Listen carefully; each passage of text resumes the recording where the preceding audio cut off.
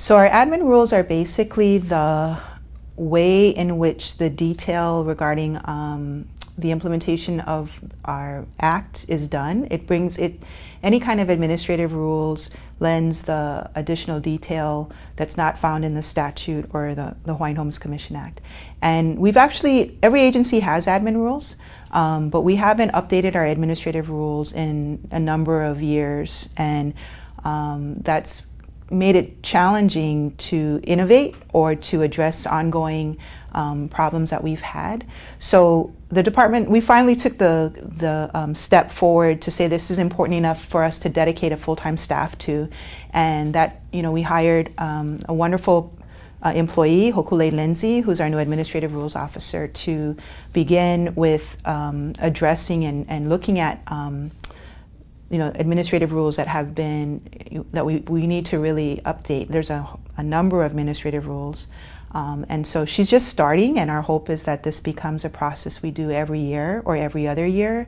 It's a regular thing that we're looking at our rules, making them better, addressing issues that we have not addressed in a long time. The three areas that we're starting with, there's one set is just dealing with housekeeping rules and things that we you know, kind of just need to clean up with the rules. And then the second, of course, is our genetic testing. And I think that what that will do is allow for beneficiaries another tool in which to establish their blood quantum requirements. It's a very limited tool, but it's because for us, we are not experts in genetic testing, and its intent is to allow for someone who may not have the direct birth certificate or the name on the birth certificate to establish their lineage to someone who may be, you know, have the 50% or more blood quantum. So that's another tool that we currently do not have in our toolkit to assist an individual to qualify for a program, or a successor to qualify to succeed to their you know, to the lease. The second program that we're looking at is the subsistence ag rules, and this came out of a long-standing discussion that's been ongoing in our beneficiary community about our ag program. There was a task force that was done about 15, maybe 20 years ago now, making some recommendations as to how we could better utilize the lands that were set aside for ag.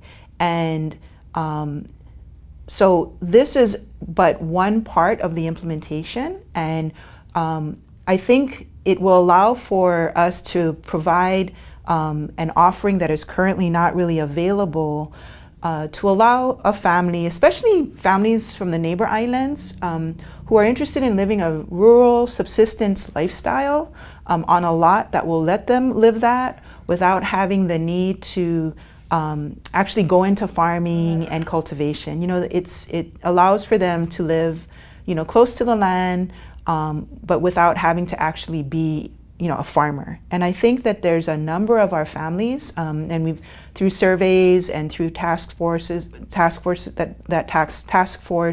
and you know, communications over time, you know, I think that this product offering or this opportunity is something that a lot of our families are actually waiting for. You know, this essentially like a bigger rural lot that will allow them to live a rural lifestyle. We don't have that option right now. We don't have that opportunity. So these rules would allow for us to make that a possibility.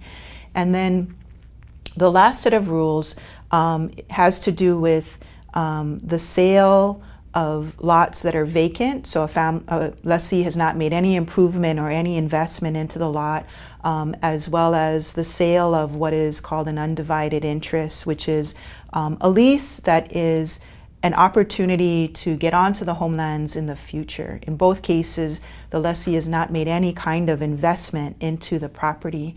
Over the years, you know, beneficiaries have expressed real concern, as well as commissioners, that when people take a vacant lot that they've made no improvement on and sell it, then the investment that was put in there of trust funds or public funds to improve that lot, goes into the pocket of the person who sold it versus, and there's an aspect of that that's not fair. So, to limit that or control that allows for beneficiaries to, well, number one, for the trust, to not have their resource be, someone to, basically gain or profit from the investment the trust has made.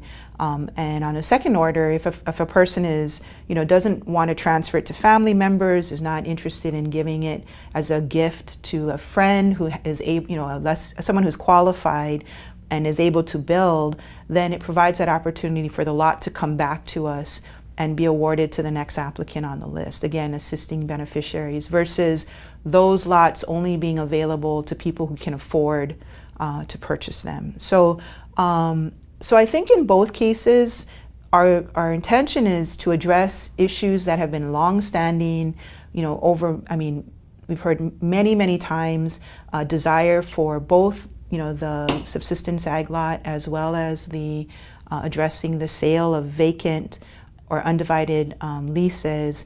And this is our opportunity to, have the discussion with our beneficiaries and actually move to rulemaking through the Chapter 91 process. Beneficiary consultation is extremely important because that is where, we really look to find out, what are you thinking? What do you think about these, whatever we're going out for consultation on. And it's very important to participate and share your mana'o.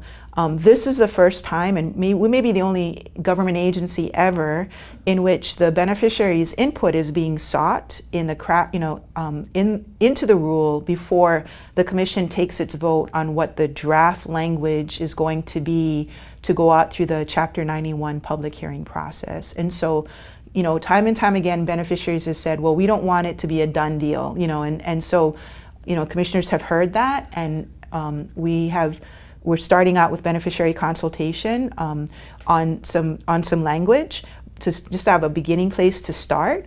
But we really want to hear what beneficiaries have to say, especially applicants, because a lot of times our lessees are very engaged, but applicants, their voices are often very, either not heard or just so soft. So I really encourage, applicants or people that are waiting for an award, because in many cases they're going to benefit the most if we're able to move forward on these rules that we're proposing.